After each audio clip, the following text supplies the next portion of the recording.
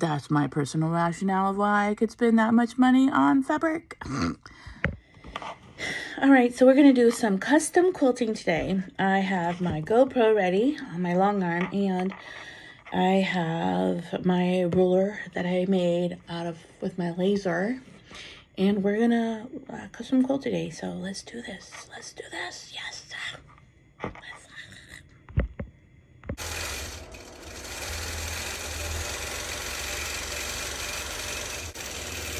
I stitched in the ditch on all the triangles so I could lock it in. I haven't stitched in the center, but I did stitch in the ditch all the way around here. And right now I'm adding this beautiful feather.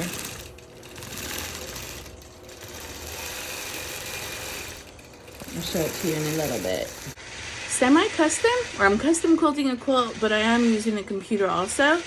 So I'm stitching in the ditch all the way around this quilt.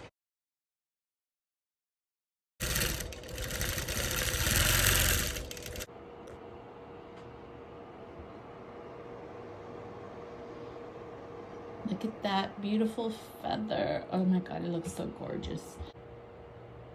I don't want to put a lot of custom work, manual work on my part, because you can see some of the blocks were not done well because this was a block swap. These are blocks from different areas of the United States.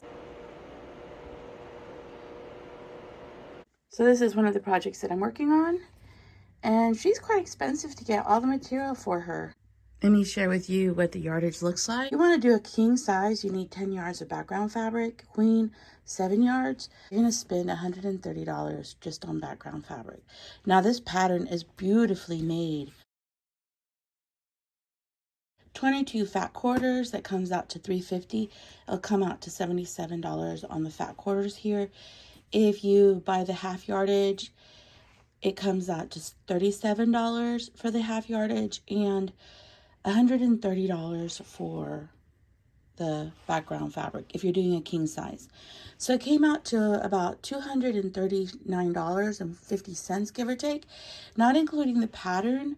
So with the pattern and tax, I'm sure it comes out to $286 just to make this beauty. Now keep in mind, I did spend more money because instead of getting fat quarters, you get more fabric in a whole if you buy a half a yard. So let me share with you my receipt.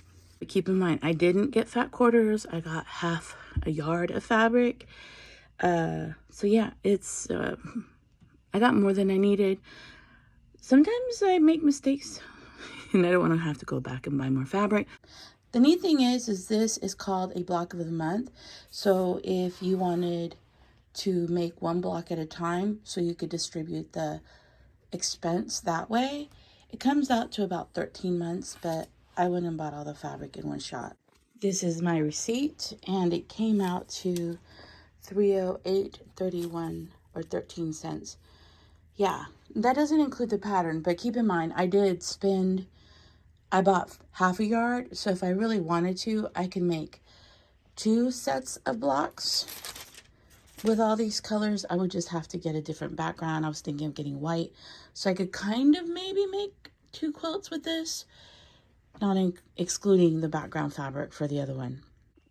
I'm already in $338. Now, that doesn't include the batting, back fabric, the quilting, anything like that. And maybe you're wondering, why the hell would you spend so much money on fabric?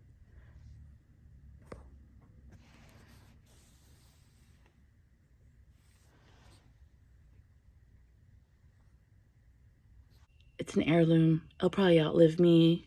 And it'll be something my kids inherit that I made. So that's why.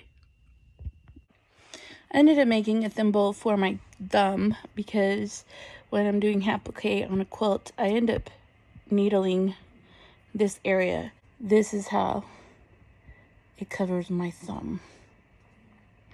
Fits really nice. Thimble, thumb thimble. You can tell I've been wearing it to feel better. Feel a lot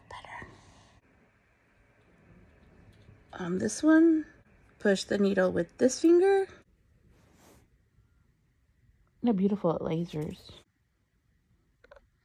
I'm going to call these corset thimbles. This has a leather back. Maybe I like the ribbon better. This one is mine.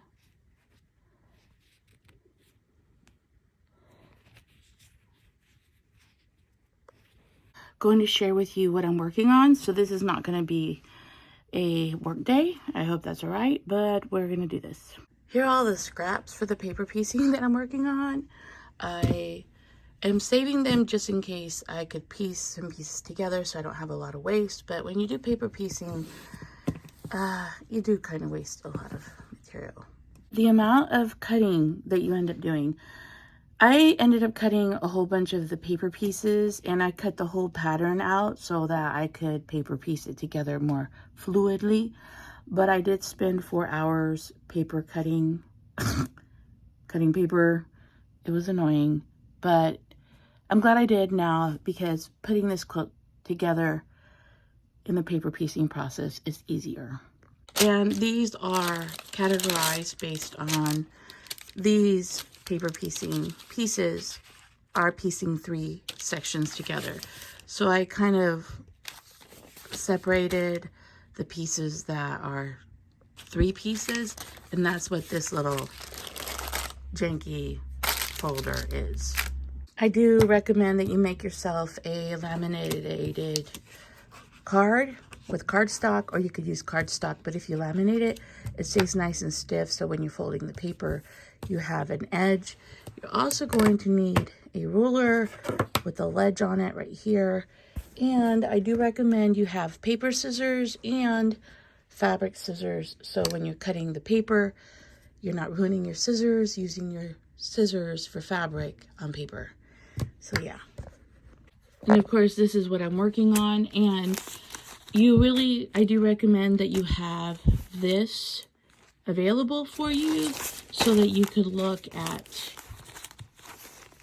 the color chart. I do recommend that you have some type of labeling system for your fabric, and make sure that you keep the labels on there, because some colors are so close together, like these two and these two and for example this one to these, that, or the variation of gray, that you can mess up. And so you can see how my workstation is set up. Everything is here and my pattern is here. I look on my color chart. My color chart says that this is mahogany, and then I look down on my fabric here and I find, I believe this one's, I have like a flower right there.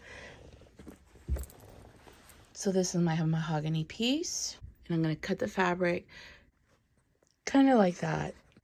Labels back on, fabric's back in its spot.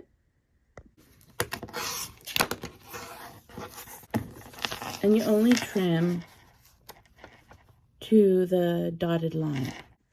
Now these are all my finished back one piece, and you can see that I have 2 of them, and I have them pinned, and that's all this section here.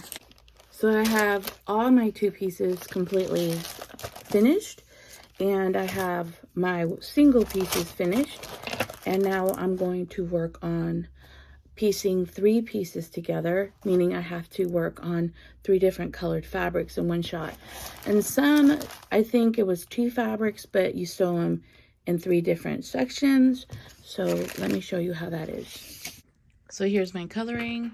This is fog. I believe this is school bus. Well, fog, this one, cocoa, and cedar. And I believe this is school bus. So I have them lined up based on their color, I do have a video on how you do paper piecing. It's a little bit more in depth. It's easier to follow. But yeah, I really love you, and I'll see you on the next one. Bye.